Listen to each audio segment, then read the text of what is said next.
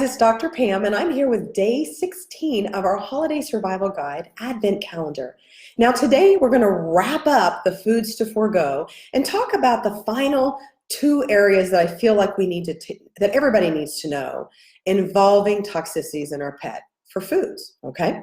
So today we're going to talk about raisins and grapes and onions. Oh my! So let's get started with some grapes and raisins. Now, I know that you guys know that there are pretty much the same thing, grapes and raisins.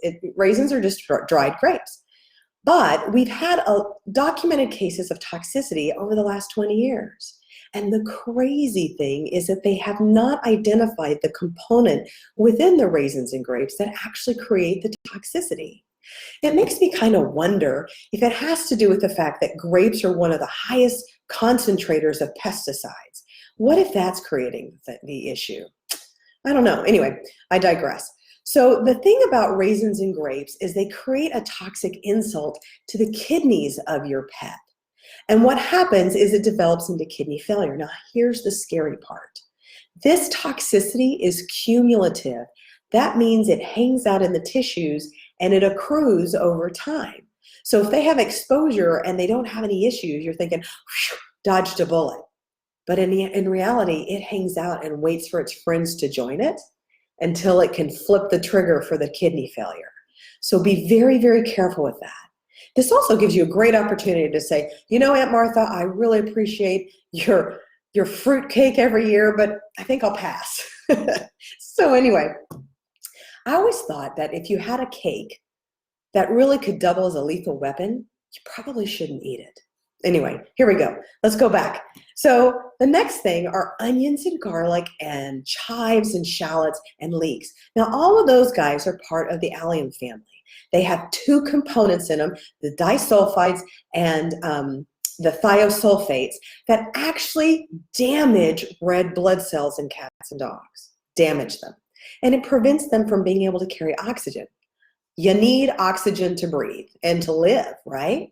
So anyway, what happens is these pets are kind of looking like they're very weak, lethargic. They have pale gums. They have shallow breathing, short, quick, shallow breathing. They can also have GI signs like vomiting, diarrhea, and also they can have kind of salivating. Now, have you noticed anything about all the stuff we've talked about toxicities? The plants, the papers, the ornaments, all these things. Have you noticed something? It's that the symptoms that you have are not super specific. And so it's always better to run them up to the veterinary hospital or the emergency room quickly. Because if you catch it early, your veterinarian induces vomiting and gives them activated charcoal and you're home free, right?